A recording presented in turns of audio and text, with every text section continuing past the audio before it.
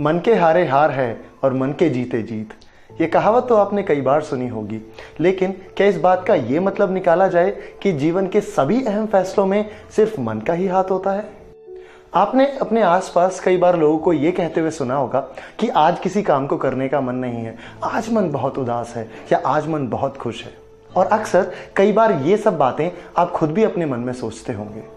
कई बार आपको भी ये सवाल बेचैन करता होगा कि आखिर मन है क्या। दरअसल मन हमारे विचारों की एक ऐसी सीरीज है जो हमारे अंदर बिना रुके लगातार चलते रहते हैं, और ये विचार ही हैं जो हमारे हर अच्छे बुरे फैसले के जिम्मेदार होते हैं। और देखते ही देखते ये मन हमारे पूरी पर्सनैलिटी पर अधिकार कर लेता है, और हम इस बात से बिल्कुल अनजान रहते हैं कि हमें मन के द्वारा कंट्रोल नहीं होना है, बल्कि हमें खुद मन को कंट्रोल करना है।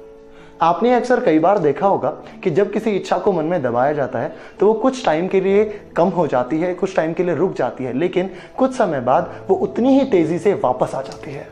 बिल्कुल ऐसा ही कुछ हमारे मन के साथ भी होता है। मन को हमेशा कंट्रोल में रखना पॉसिबल नहीं है। बेहतर इससे ये होगा कि हम मन को सही दिशा में लगाएं, जिससे हम मन के कंट्रोल से बाहर आ सकें। तो आइए अब हम बात करते हैं कि मन को कंट्रोल में कैसे रखें, और अगर हम मन के कंट्रोल में हैं तो उससे बाहर कैसे आएं। सबसे पहला, जैसा खावे अन्न वैसा होवे मन। ये कहावत आपने पहले भी कई बार सुनी होगी।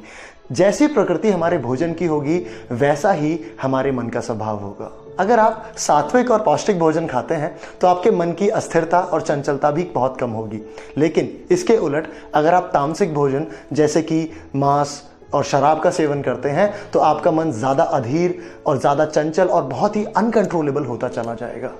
मन को संतुलित रखने में हमारे शरीर की एक खास भूमिका होती है। निष्क्रिय शरीर में निष्क्रिय मन का वास होता है, लेकिन इसके उलट अगर हम ऊर्जा से भरपूर हैं, अगर हम हमेशा एनर्जेटिक रहते हैं तो हमारे मन में भी हमेशा पॉजिटिव और हैप्पी थॉट्स आएंगे। इसलिए शरीर को हेल्दी रखना और तंदुरुस्त रखने के लिए व्यायाम बहुत ज़रूरी है। एक्सरसाइज हमेशा करते रहें। यूँ तो मेडिटेशन करने से काफ़ी सारी प्रॉब्लम्स ऑटोमेटिक ख़त्म हो जाती हैं, लेकिन अगर आपको अपने मन पर कंट्रोल रखना है तो मेडिटेशन एक बहुत ही अच्छा और आसान तरीका है। मेडिटेशन करने से आपका मन इधर उधर भागना बंद कर देगा और इसे एक सही डायरेक्शन में फोकस रखने के लिए आपको बहुत ज़्यादा हेल्प मिलेगी। मन में कैसे विचार चलेंगे ये इस बात पर भी डिपेंड करता है कि हम रोज़ाना किन चीज़ों को करते हैं, किन लोगों से मिलते हैं और कैसी सिचुएशंस में रहते हैं। अच्छी किताबें पढ़ने से हमेशा अच्छे और पॉजिटिव थॉट्स ही हमारे मन में आते हैं, जिससे हमारा मन सही डायरेक्शन में फोकस्ड रहता है। अगर हमारे आसपास के लोग अच्छे हैं, अगर हमारी संगत अच्छी है, तो मन का गलत राह पर जाने का खतरा बहुत कम हो जाता है। पहले तोलो फिर बोलो। इस बात का मतलब तो आप अच्छी तरह से जानते ही हैं कि हमें बोलने से पहले हर बारे में अच्छी तरह से सोच लेना चाहिए। हमारे मन और हमारे शब्दों का एक गहरा संबंध होता है।